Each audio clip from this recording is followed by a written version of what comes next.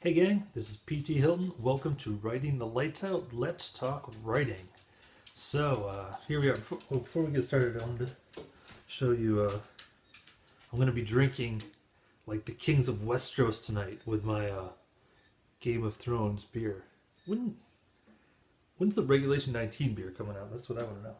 I picked that up today at the fancy beer store near my house, and got into a big Game of Thrones conversation with the clerk there, and he said he'd read the books. I almost recommended him my book, but I'm pretty shy in public. I decided not to do that.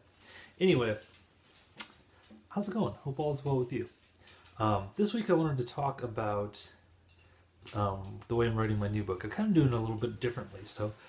Last time I didn't plan it out at all in advance. I just wrote it completely on the fly. And in fact, I would do a lot of stuff that would purposely throw little curveballs to myself. Like there's one scene where one of the characters discovers she opens a freezer, and we the audience discover there's a severed head in her freezer, and we learn that she knows about the head, and she's kind of worried that people might discover the head.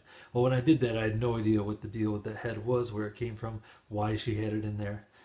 But I like to throw myself those little curveballs and put those little mysteries in there for myself, because it makes it fun to kind of solve it as I go. And also, I figure that if I don't know what's going to happen, probably the audience won't, or readers won't be able to figure out what's going to happen either.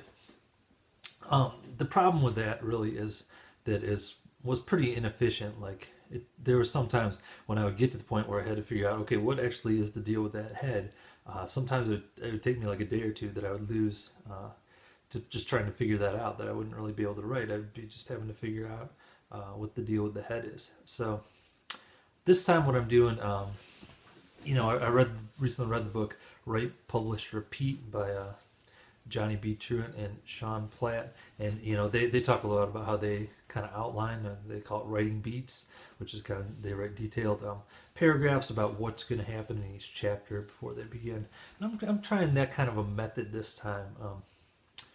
In the past I've always been kind of against that because you outlines you kind of sounds like it makes me think of high school. It makes me think of like writing a term paper or something. That's not creative. But this time I'm kind of changed my mindset a little bit, and I'm still doing it the same way. I'm still putting those little mysteries in there, trying to complicate things, but I'm just doing it at this beat stage. I'm spending a lot of time. I've actually blocked out 2 weeks that I'm only going to be working on these beats. So I have 2 weeks to kind of work all through that, and I'm still going to basically do the same process I would do if I were writing it out.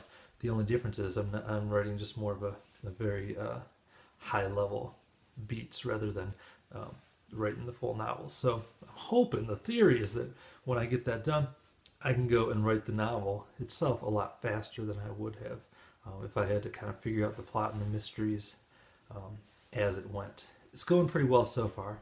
It's definitely a change, but I'll keep you abreast of what happens with it.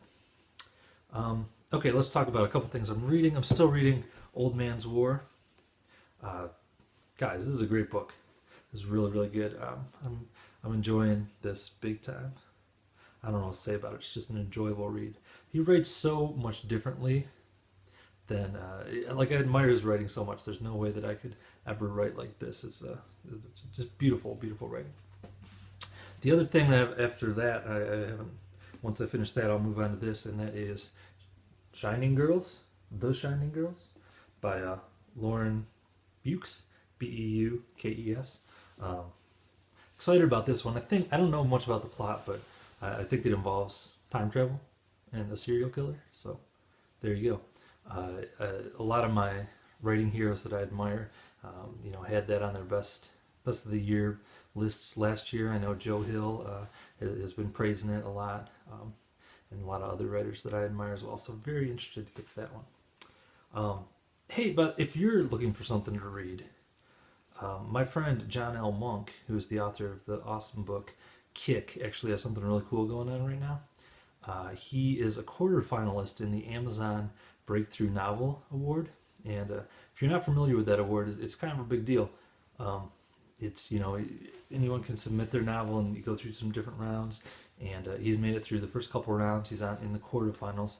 If you win this thing, I think you get like $50,000 and a book contract with Amazon, and I don't know, probably like an all access key to Disney World or something. I don't know, but it's a big deal. It's kind of a life changing thing. Though, the one who won it last year was that Risa Walker, I think, who's the author of Time Bound. Time Bound was the book that won it. I was talking about that last week. That book's been #1 on the sci-fi charts for, I don't know, since like the beginning of the year. So this now can be, or this award is a big deal. And John, his book Cake is awesome. He definitely deserves to get some more consideration and to move to the next round. So part of what determines the moving to the next round is reader reviews. What they do is they post an excerpt of the novel for free. Anyone can go download it, and then you can actually post a little review of it. So if you are looking for something really good and really free to read, I recommend you go check out the excerpt of Kick from Mr. Monk. And I'll put a link down in the comments, or the post below the video. You know what I'm saying, right below the video. You'll see a link to go check it out. Or you can check out john-l-monk.com and for more details on that. But go there, download it, read it, post an honest review. That's all. We get a little free entertainment. All right, I think that's going to do it for this week. Head over to pthilton.com. Some fun stuff going on over there. I'm trying to think. What was I going to post? Okay, I'm going to save that as a surprise. I got a fun post coming, I think, probably next week. But that'll do it for this time. Sorry, I went a little longer this week. I got excited talking about beats and books and lots of stuff to talk about. All right, but that's going to do it for this time. Thank you for watching, and until next week, keep writing the lights out.